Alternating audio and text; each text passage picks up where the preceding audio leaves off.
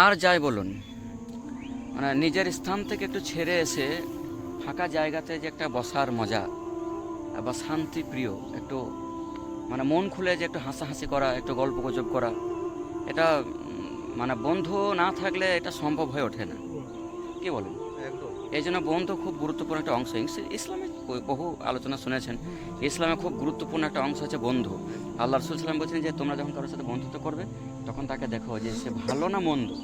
বন্ধুত্ব একদম মানে একটা ইবাদত, আসলে একটা ইবাদত। আসলে কারণ আল্লাহ রসুল সাল্লাম বলছে উত্তম বন্ধু হচ্ছে খুশবু বিক্রেতার মতো। আপনি যদি সেন্ট বিক্রি করেন, একজন মানুষ আসলো, একদম এবার আমি গেলাম মনে করেন, হ্যাঁ। আমি সেন্ট কিনলাম না, কিন্তু আপনার কাছ থেকে সেন্ট পাচ্ছেন, সেন্ট পাচ্ছি কেমন? একদম। তো এটা হচ্ছে বন্ধুর উদাহরণ, সৎ বন্ধুর উদাহরণ। আর অসৎ বন্ধু উদাহরণ কেমন? আপনি কর্মকার, আপনি কামারের কাজ করেন, কাস্তে হাতুড়ি এটা সেটা তৈরি করেন, আমি আপনার কাছে এসে বসলাম, আমি আপনার কাছে কিছু নিলাম না, কিন্তু আপনার কাছে ধুমো, দুর্গন্ধ, ছাই, কালি ইত্যাদি আমি পেলাম। তো এইভাবে করে উদাহরণ দিচ্ছে যে সৎ বন্ধুর উদাহরণ হলো খুশবু বিক্রেতার মতো, আর অসৎ বন্ধুর উদাহরণ হলো কর্মকারের হাপরের মতো।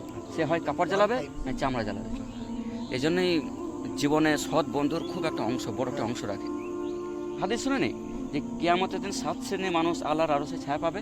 তার এক শ্রেণী হলো যে আল্লাহর ভালোবাসা পাওয়ার জন্য বন্ধু করলো এবং আল্লাহর ভালোবাসা পাওয়ার জন্য বন্ধুত্ব সম্পর্ক ছিন্ন করলো।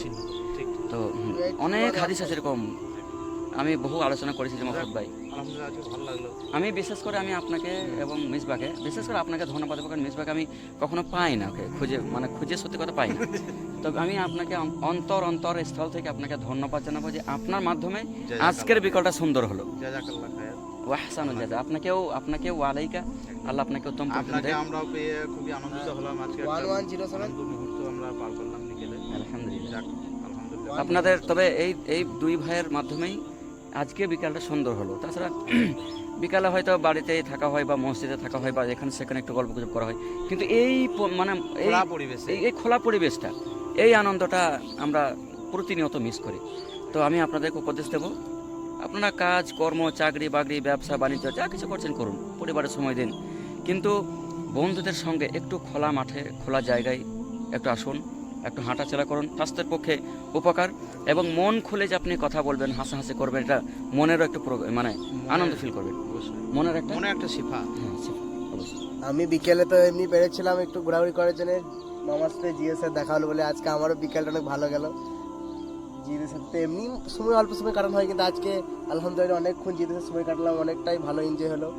আমরা ভাবি নাই যে এত মজা হবে, আমরা ভাবছি একটু হাঁটাচলা করবো, তার মধ্যে এত এনজয় হয়ে গেলো একটা হাঁটাচলা। তারপর এখানে একটা সাইকেল চালিয়ে তো অসাধারণ এনজয় হলো, তিনজন মিলে অসাধারণ অভিজ্ঞতা, একটা নতুন ধরনের সাইকেল চালালাম আমরা। তো কী বলবো আপনাদেরকে, আপনারাও এরকম বন্ধুর সাথে এনজয় করুন। কাজকর্ম সব তো হতেই থাকবে, মাঝে ফাঁকে টাইমে ফাঁকে সময় দিন সবাইকে।